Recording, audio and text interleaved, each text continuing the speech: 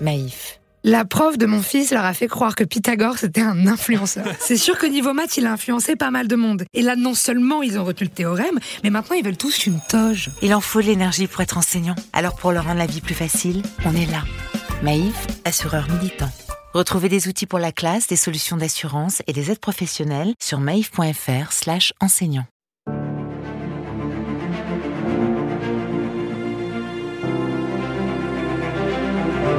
La gauche, le centre, la droite en politique, qu'est-ce que c'est ?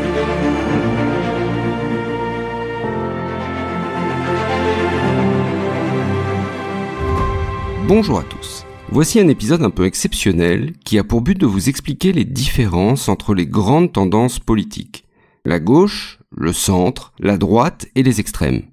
Évidemment, vous me connaissez, on va parler aussi d'histoire. Mais normalement, après cet épisode, vous pourrez identifier à quelle tendance appartient une idée, une femme ou un homme politique, et peut-être même savoir de quelle tendance vous êtes le plus proche. Allez, c'est parti. Tout remonte à la Révolution française. Lors des débuts de l'Assemblée nationale, les députés commencent par se regrouper par affinité. On reste entre personnes qui s'entendent bien. Puis par région d'origine, comme les Girondins par exemple. Progressivement, on va se rassembler parce qu'on partage les mêmes idées. Et c'est ainsi que se constituent des groupes de députés ayant les mêmes valeurs et la même vision pour la France. Et se pose notamment la question des pouvoirs du roi. Ceux qui veulent réduire ses pouvoirs et accentuer la révolution se positionnent progressivement sur la gauche du président de l'Assemblée. À l'inverse, les partisans du roi, et qui souhaitent ralentir, voire arrêter la révolution, se regroupent à droite de l'Assemblée. Entre les deux, se situe là aussi de façon progressive ce que l'on appelle la plaine, ou de façon plus péjorative le marais, c'est-à-dire des députés qui restent en bas de l'Assemblée, d'où ce surnom, et qui selon les sujets votent avec ceux de la gauche ou ceux de la droite. Voilà l'origine historique des trois notions de gauche, centre et droite. Mais évidemment, tout au long du XIXe siècle, elles s'appuient sur des valeurs qui leur sont propres et sur des idéologies qui vont les structurer. Mais bon, la gauche, la droite, c'est bien gentil ça, mais moi il me faut du concret. En résumé, à gauche, la valeur la plus importante est celle de l'égalité. Les gens de gauche veulent combattre l'injustice et les inégalités du monde. Pour cela, ils attachent une grande importance à l'État, qui doit avoir un rôle majeur, notamment dans l'économie, pour mieux répartir les richesses. À gauche, on croit aussi à l'action du collectif. En un mot, ensemble, on est plus fort. Et les actions de groupe peuvent changer les choses. On croit aussi à gauche au progrès et aux nécessaires réformes pour faire évoluer la société. Enfin, l'idéologie la plus importante à gauche est le marxisme, la pensée élaborée par Karl Marx au milieu du XIXe siècle. Bon, dans les grandes lignes, elle résume l'histoire du monde par une lutte de classe sociale, les dominants et les dominés, avec comme projet politique l'arrivée au pouvoir des dominés pour abolir toutes les classes sociales, avec une devise « à chacun selon ses besoins ». La gauche est souvent représentée par la couleur rouge, celle des révolutions et du communisme. À droite, on considère que la valeur la plus importante est celle de la liberté. Rien ne doit empêcher la liberté d'agir, de penser, de s'exprimer, d'entreprendre. À droite, on considère aussi que l'État ne doit pas limiter les libertés, notamment économiques, en imposant des taxes, des normes, des barrières de toutes sortes. D'ailleurs, en matière économique, on estime souvent, et comme le disait le président américain Ronald Reagan, que l'État n'est pas la solution, il est le problème. Les gens de droite considèrent donc que l'État, pour être efficace, doit surtout assurer la sécurité et protéger les citoyens. En clair, un État gendarme. En fait, à droite, on pense qu'il ne faut pas tout attendre de l'État, parce qu'on attache une grande importance à l'individu. On pense ainsi que chaque individu est libre et responsable de son destin. Et en travaillant dur, les individus peuvent réussir. La droite a ainsi comme valeur celle de la méritocratie. En clair, on obtient ce qu'on mérite par son travail. C'est aux individus de forger eux-mêmes leur destin. Par ailleurs, la droite se méfie des progrès et des évolutions de la société. Les gens de droite ne trouvent pas forcément qu'il faille changer les choses. Au contraire, ils veulent préserver, conserver les traditions. C'est un mot important à droite, la tradition. Et l'ordre social, comme il est. C'est pour cela qu'on dit parfois les partis conservateurs pour parler des partis de droite. L'idéologie la plus importante à droite est celle du libéralisme, théorisée notamment par le penseur écossais Adam Smith au XVIIIe siècle. Pour lui, l'individu agit selon son propre intérêt, en cherchant du profit.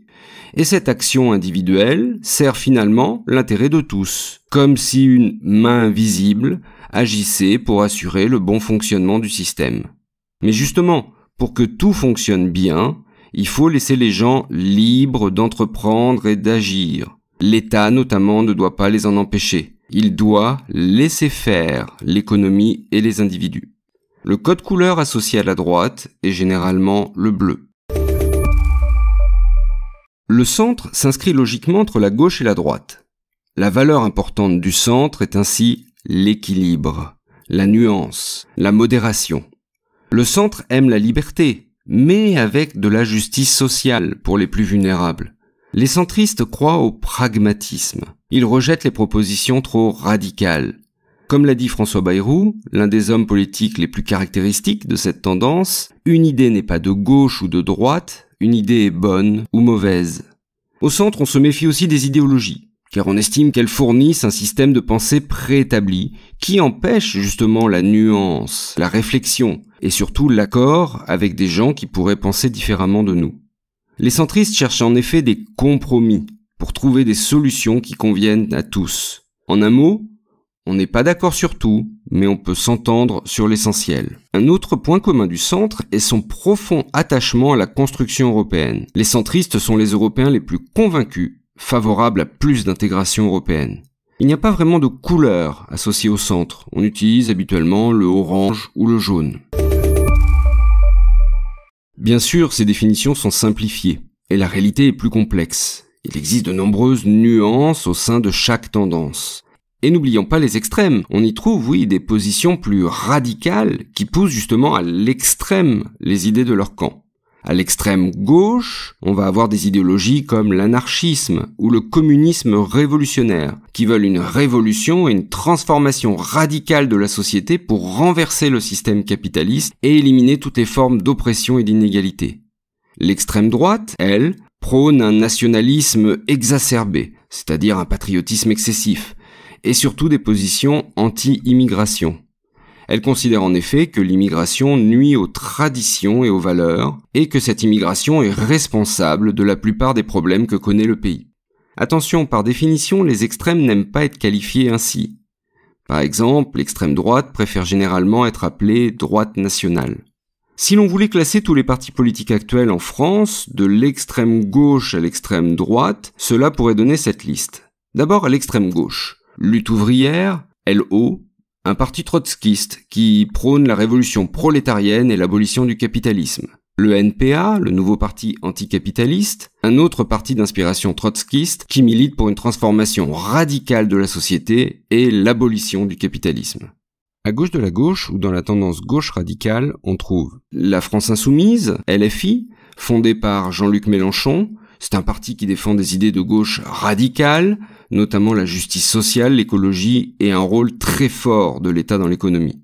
Enfin, le Parti communiste français, PCF, qui est historiquement lié à l'Union soviétique et qui a évolué depuis 1991 vers des positions plus modérées. Il reste quand même attaché aux idées de lutte des classes et du socialisme. Puis ensuite au centre-gauche, c'est-à-dire des idées de gauche, mais plus modérées, on se rapproche du centre, donc on modère, on nuance les idées. On va trouver les écologistes, anciennement Europe Écologie Les Verts. Ils sont généralement situés sur l'échiquier politique à la gauche, en raison des positions du parti sur l'écologie, la justice sociale et les droits humains. Ensuite on trouve le Parti socialiste, PS, qui a été longtemps dominant à gauche. Le PS défend des idées de social-démocratie qui combinent en fait économie de marché et protection sociale. Puis, le centre. Au centre, on trouve deux partis. Renaissance, fondé par Emmanuel Macron. Alors c'est un parti qui est centriste et progressiste. Il prône la modernisation économique et sociale en favorisant évidemment l'Europe. On trouve aussi le mouvement démocrate ou MoDem, dirigé par François Bayrou. Il soutient des politiques centristes, c'est-à-dire libérales sur le plan économique et sociales sur le plan sociétal. Au centre droit, on trouve deux partis, Horizon, le parti fondé par Édouard Philippe, assez proche dans les idées de Renaissance et du mouvement démocrate, et l'UDI, l'Union des démocrates indépendants, qui regroupe là aussi des formations de centre-droit et qui défend des idées libérales modérées et pro-européennes. À droite, maintenant, les Républicains, ou LR, c'est le principal parti de la droite traditionnelle.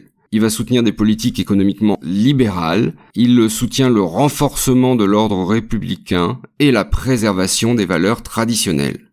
Enfin, à l'extrême droite, on va trouver le Rassemblement National, RN, c'est anciennement Front National, dirigé par Jordan Bardella, et c'est un parti qui défend des positions nationalistes, anti-immigration et eurosceptiques. Enfin, le parti Reconquête, fondé par Éric Zemmour, c'est un parti qui se positionne à la droite du Rassemblement National, avec des idées encore plus fermes sur l'identité nationale et sur l'immigration. Voilà, j'espère que ce petit tour d'horizon vous a permis de mieux comprendre les grandes tendances politiques. La prochaine fois que vous entendrez un discours ou une proposition, vous saurez peut-être mieux où la situer sur l'échiquier politique. Rappelez-vous cependant que ces étiquettes ne sont que des repères et que la réalité est toujours plus nuancée. N'hésitez pas à vous renseigner davantage, à lire les programmes des partis et à vous faire votre propre opinion. La politique, c'est l'affaire de tous. Et à très bientôt pour un nouvel épisode.